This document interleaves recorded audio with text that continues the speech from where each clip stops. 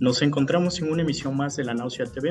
En esta ocasión continuamos con nuestra serie de análisis sobre el Partido Acción Nacional y hemos de señalar que en nuestros episodios anteriores hemos tratado de profundizar sobre los orígenes, el proceso de consolidación e institucionalización de este partido político, rescatando sobre todo sus años de origen en los años 40, 50 y en los años 60. También hemos tratado de profundizar en las diferentes figuras o sobre todo los diferentes representantes de esta plataforma política. También sus diferentes posicionamientos políticos al interior de esta organización, estas fracciones que se dieron y que posteriormente le dan sus primeras crisis al interior de esta organización. Y también hemos de señalar que en el episodio anterior tratamos de rescatar las diferentes recomposiciones al interior de esta organización. Y sobre todo en esta ocasión vamos a tratar de profundizar cómo la plataforma del partido pues también tiene su primera crisis, digamos, de mayor pronunciamiento, no solamente al interior, sino también eh, al exterior de esta organización y que generó también problemáticas, ¿no? Sobre todo una que se vislumbra y que es reconocida a través de la historia, es que no llega a presentar algún candidato a la presidencia de la República. Y es aquí donde también se empiezan a ver cómo se entrelazan las diferentes corrientes al interior de este partido y cómo también este partido no solamente presenta su crisis interna, sino que también esto le va a generar que se separen no solamente los miembros al interior del partido, sino también que se vayan generando otras organizaciones fuera de esta organización que es el Partido Acción Nacional y que posteriormente también se va a notar con la crisis nacional de 1982, ¿no? Y es aquí donde vamos a ver y matizar, sobre todo en los años 70, ¿no? Que es un periodo crítico de esta organización. Para muchos autores lo señalan que es desde 1972 hasta 1978, ¿no? Que se muestra la fragilidad al interior de estas fracciones, tanto la pragmática como la doctrinaria, y cómo este proceso organizativo pues hace que la crisis del PAN derive sobre todo en un proceso de refundación, ¿no? Ese proceso de refundación que posteriormente vamos a ver que lo enlazan con este neopanismo, ¿no? Y vamos a ver cómo se va expresando, digamos, esta nueva recomposición, digamos, sobre todo hacia su agenda electoral para 1970, ¿no? Bueno, Rafa, ¿cuáles serían tus primeras impresiones? David, buenos días. Un gusto estar aquí otra vez, machacando sobre el tema de estos partidos que parecen como zombies, ¿no? Ya, eh, precisamente porque formaron parte de un sistema político que hoy está en franca decadencia. Eh, Efectivamente, yo creo que ya este es el tercer programa sobre el Partido de Acción Nacional. En el primero hablamos un poco del contexto y sí, de los componentes de la fundación. Y ya en el segundo empezamos un poco a mostrar, ¿sí?, la conformación de dos grandes corrientes al interior, que son los doctrinarios y los pragmáticos. Los grandes fundadores, Gómez Morín y González Luna, son los representantes de estas corrientes. Gómez Morín más pragmático y orientados a una cierta, si usted quiere, orientado hacia una participación electoral, hacia la visión de un partido moderno, y la fracción doctrinaria que tiene más bien la intención de influir en las mentalidades para combatir esta visión corporativa por revolucionaria, ¿sí? Y evidentemente, pues, este conflicto eh, va tomando forma, eh, y en 1952, en esa elección presidencial, Efraín González Luna es el primer candidato presidencial al panismo, y del panismo, y ahí se consolida esta fracción doctrinaria que, si bien no ve con malos ojos participar en la elección, pues evidentemente tiene como objetivo central la transformación de las conciencias, la conformación de grupos en todo el país, que vayan básicamente formando cuadros para un fortalecimiento de esta visión. Es una visión, si ustedes quieren, contrahegemónica, que no tiene mucho un discurso antigobiernista, fuertemente antigobiernista, y este conflicto, sobre todo, y el triunfo de los doctrinarios impide o limita el proceso de institucionalización del partido. Entendemos institucionalización siguiendo a Angelo Panebianco, es decir, la idea de un partido que, por un lado, tiene una serie de reglas internas que cuentan y que conforman la dinámica, pero por el otro, su paulatina independencia del control del ambiente externo. Sí, Panebianco lo que plantea es que un partido institucionalizado, fuertemente institucionalizado, no es un partido que reacciona al contexto, sino que influye en él. ¿Sí? Evidentemente, también el contexto pone sus condiciones, pero una institución fuerte es una institución que no reacciona y solamente está reaccionando, sino que es, sí, proactiva y que interviene en el ambiente y modifica condiciones del ambiente para fortalecer la institución. Obviamente, a un partido político, tal vez, ¿no? La medida de una institucionalización no sea solamente el que tenga reglas claras, el que tenga cuadros, el que tenga una dinámica interna, sino también y sobre todo pues, que gane elecciones, porque solo ganando elecciones sí puede de alguna manera incidir en el ambiente y modificar ciertas condiciones del ambiente. De otra manera, pues no hay cómo. Entonces, el triunfo de los doctrinarios limita fuertemente este proceso de institucionalización. No quiere decir que esta edad oscura que va desde la fundación hasta los años 70, no, el PAN no haya ganado nada, no, de ninguna manera, ¿no? O sea, como les comentaba, en el 52 lanzan por primera vez a un candidato a la presidencia con Efraín González Luna, ¿sí?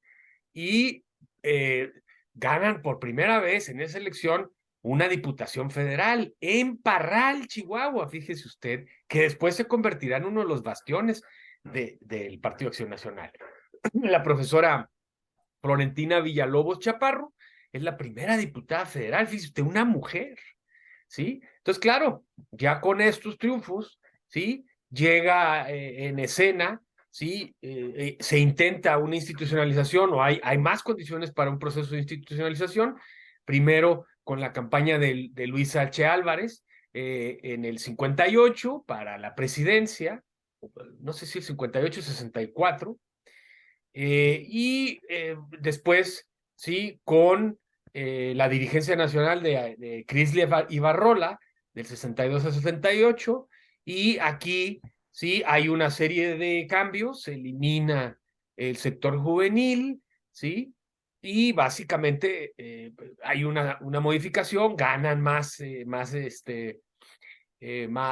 diputaciones, incluso a pesar del fuerte corte conservador del partido, ¿sí? Lanzan la candidatura de María del Rosario Alcalá como primera mujer candidata del PAN a una gubernatura en Aguascalientes, volvemos al Bajío, ¿sí? Y ya en el año del 64, que es la elección que gana Díaz Ordaz, en el 64, bajo la presidencia de José González Torres, que es el abuelo, si no me equivoco, del Niño Verde, o Muerde también, como quien dice, que fueron también herederos de todos estos grupos sinarquistas, ¿sí?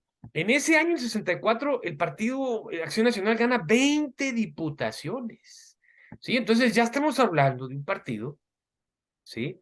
Que obtiene ya y tiene ya, digamos, una bancada en el Congreso, lo cual le sirve para tener más recursos y para ser más visible en la sociedad. Sin embargo, la institucionalización sigue siendo débil y por lo tanto no hay ¿sí?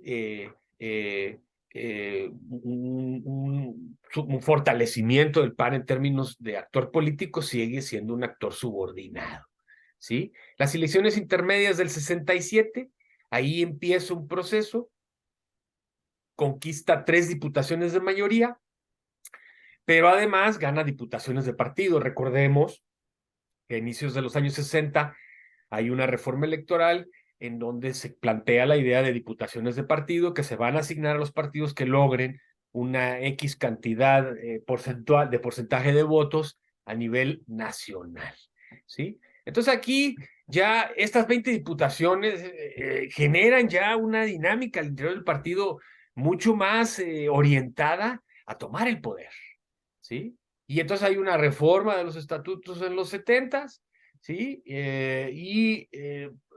Llega finalmente José Ángel Conchello y empieza ahí el proceso de esta crisis a la que tú aludías, ¿no? Sí, estas discrepancias, a pesar de todo, en el 73, en esas elecciones intermedias, el PAN gana casi el 15% de los sufragios, ¿sí? Y eso le hace ganar 4 diputados por mayoría en distritos electorales y 21 de diputados de partido. Entonces, pues la verdad la cosa pues no estaba tan mal, iba más o menos bien. Sin embargo, en el 75, en la elección para líder nacional e integrantes del Comité Ejecutivo Nacional, hay una discusión ahí y Conchello se retira de la contienda al no quedar con el apoyo necesario, ¿sí? Y llega entonces Efraín González Morfín, yo supongo que es el hijo de Efraín González Luna, ¿sí? Pero no logra en realidad una legitimidad al interior del Consejo, ¿sí? Y entonces, lo peor de todo es que González Morfín, a diferencia de Conchello, quiere revertir el perfil electoral de su antecesor y obviamente honrar a su padre, manteniendo esta visión doctrinaria, ¿sí? Afirmando que las elecciones no eran el medio para el acceso al poder. Su propuesta era fortalecer la estructura interna y actuar como una familia.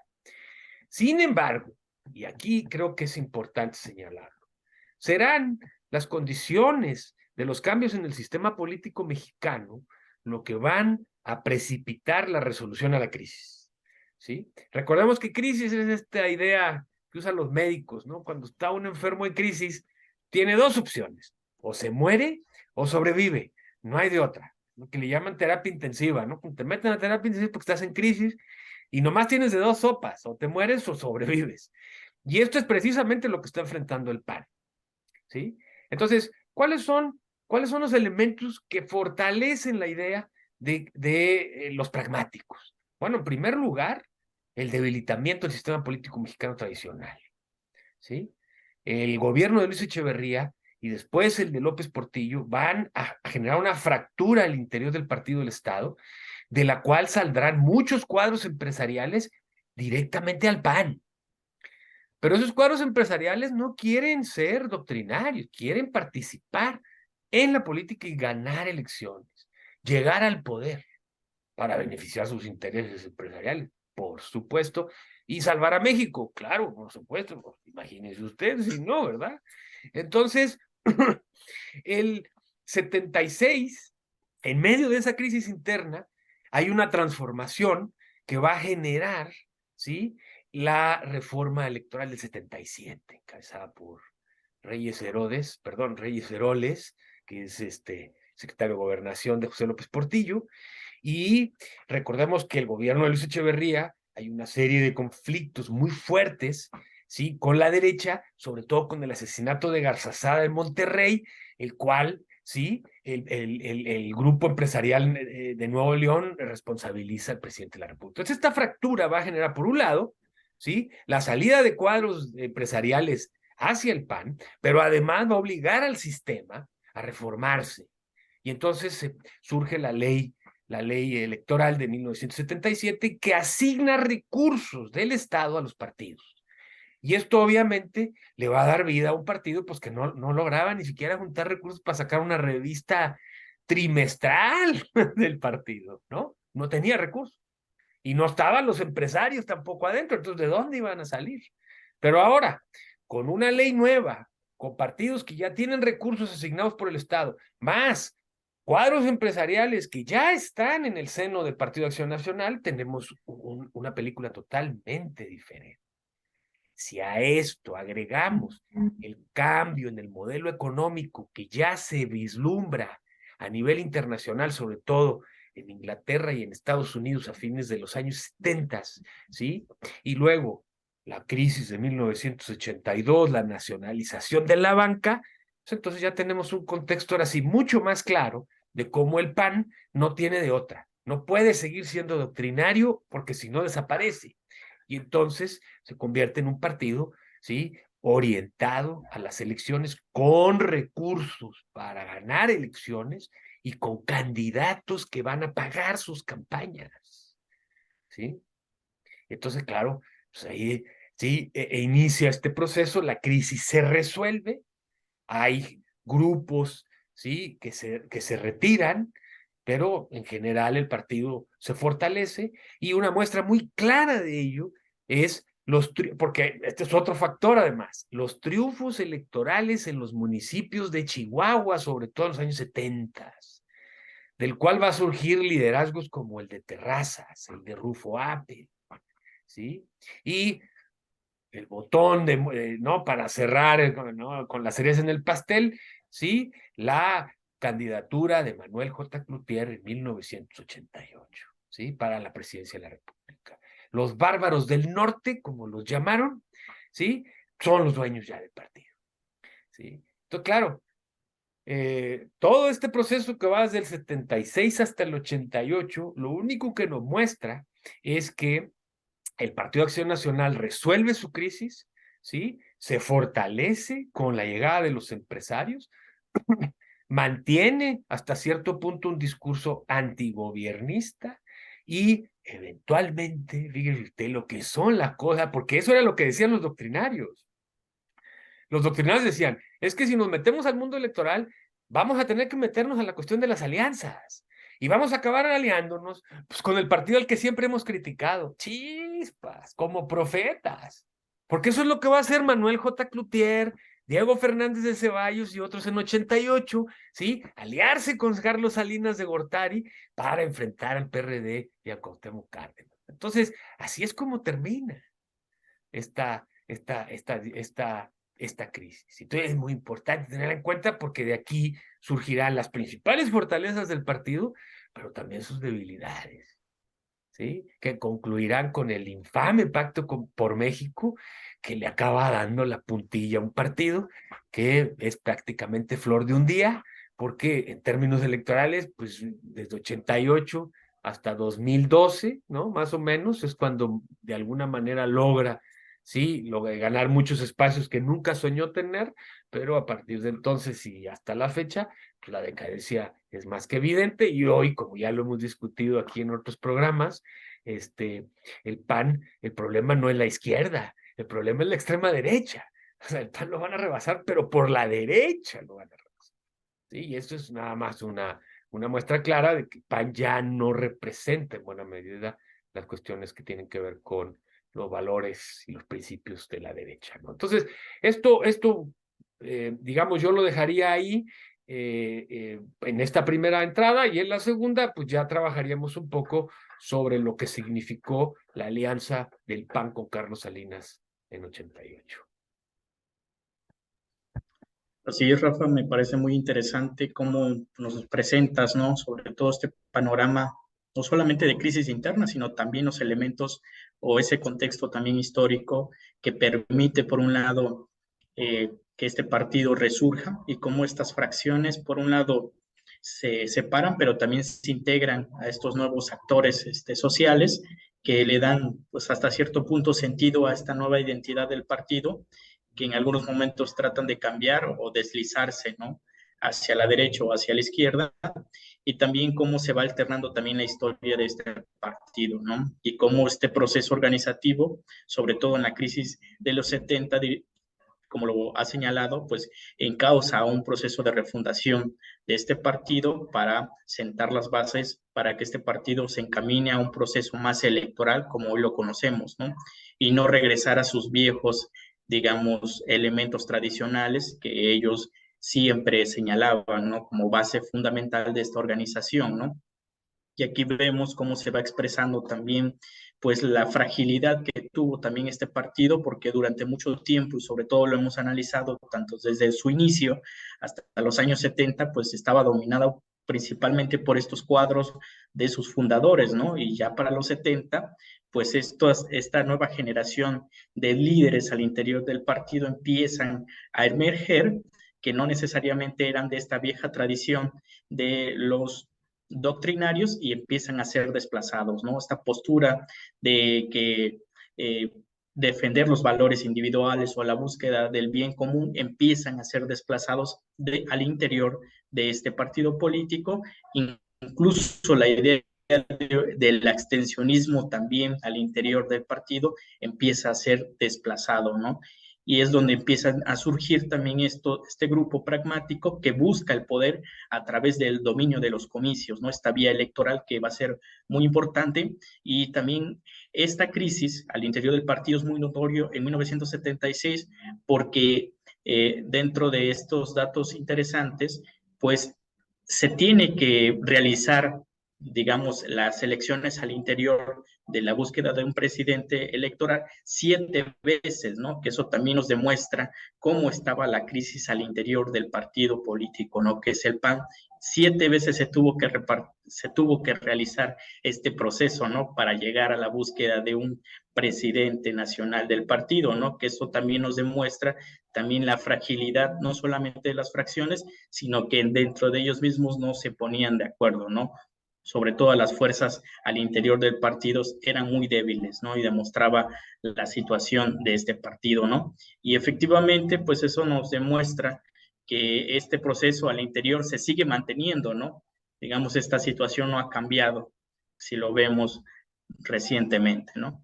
Y bueno, Rafa, para continuar, ¿cuáles serían algunas de las impresiones que consideras que podríamos rescatar para ir cerrando Sí, esta sí, y sesión? ya para ir perfilando lo que sería nuestro siguiente programa, en donde pues ya hablaríamos del PAN en la presidencia con Fox, ¿sí? En primer lugar, recordemos que en 88, entre claras muestras de un mega fraude electoral, la caída del sistema, etcétera, etcétera, Cuauhtémoc Cárdenas y Manuel J. Cloutier llegan a gobernación caminando, no, con sus seguidores, básicamente para demandar, ¿sí?, limpieza en las elecciones, ¿sí? Y en ese momento, el sistema político y Carlos Salinas de Gortari están en una situación de debilidad porque si esta oposición se une, pues generar, ¿no?, una corriente que acabe con el partido. Y sin embargo, es ahí donde el PAN, ¿no? Como bien dice Soledad Loaesa, es, ¿no?, esta oposición leal. Y entonces el PAN decide básicamente aliarse con Carlos Salinas para legitimar su gobierno y aislar a Cuauhtémoc Cárdenas. Es decir, pues el cochupo y las alianzas al interior, ¿no? Básicamente. Un elemento importante que no comenté en la intervención anterior con respecto a estos elementos del contexto, tanto internacional como nacional, ¿sí? Que provocan esta salida de la crisis del PAN, es que el modelo, que esta crítica del PAN antigobiernista era sobre todo por el papel de la intervención del Estado mexicano en la economía. Con la llegada, sí, del neoliberalismo y de las propuestas monetaristas, que Carlos Salinas, como secretario de Miguel de la Madrid, del presidente Miguel de la Madrid, en programación y presupuesto, empieza a echar adelante, ¿sí?, y a modificar el modelo, evidentemente el PAN pues, tiene una simpatía, porque el PAN, con su discurso antigobiernista y proempresarial, pues obviamente promueve la idea del retiro del Estado de la economía, la venta de las empresas estatales, etcétera. Luis Pasos, este veracruzano, yo lo recuerdo en los años 70, pues gritaba solo en el desierto, es que el gobierno, el Estado está muy gordo, que esto y que lo que hay que... Pero en realidad lo que él estaba repitiendo como perico, pues eran las recetas de Reagan y de Thatcher, no era otra cosa, no estaba inventando nada. Entonces con Carlos Salinas, ya durante todo el sexenio de Miguel de la Madrid empieza a ver, ¿sí? Lo que hace el PRI es robarse las banderas del modelo económico propuesto por los monetaristas que Luis Pasos y otros planteaban, ¿no? Que estaban mucho más cercanos al PAN. Entonces eso también empuja. Y obviamente Cloutier se da cuenta de que de nada le va a servir, ¿sí? Aliarse con Cuauhtémoc Cárdenas, que es pro-Estado, pro-intervención estatal, anti-neoliberal, ¿sí? Y que en realidad, pues, la defensa del voto puede quedar, pues, en un segundo plano. Lo importante son los negocios. Y para los negocios me conviene más la alianza con el gobierno. Y entonces esa alianza, ¿sí? Esa concertación, ahora sí me salió bien, esa concertación, ¿sí? Es sin duda alguna pues, imagínense, un shot, ¿no? Tremendo de adrenalina para el partido, porque por primera vez, gracias a ese cochupo, van a lograr una gubernatura, la gubernatura de Baja California Norte con Rufo Apple, ¿sí? Creo que es en 89, es la primera, de la cual los priistas se quejaron amargamente porque pues dijeron que en realidad se la habían regalado, que ellos la habían ganado, etcétera, etcétera. Pero esto fue el parte de la propuesta, ¿sí? De Salinas para ganarse a los panistas. Por si esto fuera poco, en 91, ¿no? El fraude con botas, es decir, Vicente Fox, ¿sí? Decide aventarse para gobernador en Guanajuato, pierde. Pierde, pero arman una defensa del voto y con todo este discurso duro antigobiernista. Y entonces el presidente de la República, sí, le impide o le ordena al candidato priista ganador, sí, Ramón Aguirre Velázquez, que había sido también, si no me equivoco, regente de la Ciudad de México, no va a la toma de posesión. Y entonces ponen ¿a quién? A Carlos Medina Plasencia como gobernador interino. Y ese gobierno es el que va a preparar la llegada de Vicente Fox al gobierno de Guanajuato. Este es un antecedente muy importante para nuestro siguiente programa. ¿Sí? Entonces, pues obviamente, aquí tenemos ya una confirmación de lo que decían los doctrinarios. No, pues es que si nos metemos al cochinero, pues vamos a acabar embarrados nosotros también. Pues sí, pues es que si uno se mete al pantano, pues te embarras, obviamente. Pero ¿de qué otra manera? ¿De qué otra manera se concibe la política desde la perspectiva liberal? No hay. Es así. Y si no, sí, pero hay que recordarles a los morenos de ahora que se quejan, ¿sí? De que pues meten a gente de todos lados. Pues sí, ¿usted qué esperaba? ¿O usted cree que Morena es doctrinario? No, es totalmente pragmático, porque la política liberal, ¿sí? Electoral, típica de los gobiernos liberales y los estados liberales, pues es eso, es pragmática y aliancista. ¿El enemigo de mi enemigo es mi amigo? Sí, por supuesto que lo es. Entonces, todas estas combinaciones, ¿sí? Generan un proceso que va a fortalecer ahora sí la institucionalización del Partido de Acción Nacional. Solo desde el poder va a lograr establecer, ¿sí? Mayor penetración territorial, en el sentido de que va a lograr establecer, ¿sí? Bastiones en los distintos estados del país. Esto no quiere decir que lo van a lograr, no, ¿no? Vamos a ver que hay estados que nunca, hasta la fecha, tienen un panismo, ¿sí? Pero los estados fuertes del Bajío, del norte del país, ¿sí? Y incluso del centro, como Querétaro y otros, van a fortalecerse mucho con esta propuesta, ¿sí? Entonces, creo que es importante señalar aquí que es el sistema político mexicano y el Partido del Estado el que, a final de cuentas, potencian lo que ya se había decidido después de la crisis del 76, ¿sí? El hambre de poder por parte de estos grupos, ¿sí? De pragmáticos o estos bárbaros del norte al interior. Y la apuesta le saldrá muy bien, porque en el año 2000 lograrán finalmente, ¿sí?, ganar la joya de la corona del sistema político mexicano, ¿sí?, se conformarán en la segunda fuerza política, ¿sí?, en el Congreso, lograrán gubernaturas en varios estados del país, no digamos ayuntamientos también para dar y regalar, congresos locales, y entonces ya tenemos un partido que no se parece en nada al partido que González Luna y los doctrinarios, sí, aspiraban a fortalecer en los años 50 y 60. Entonces, lo que vemos es que en realidad, por un lado, hay una crisis interna, el PAN se está vaciando, básicamente ya no tiene cuadros, ¿sí?, en los años 70, y si no es, insisto, por esta ruptura al interior de la coalición gobernante, del poder entre grandes empresarios y el partido del Estado, pues difícilmente se hubiera podido revitalizar el proceso institucional.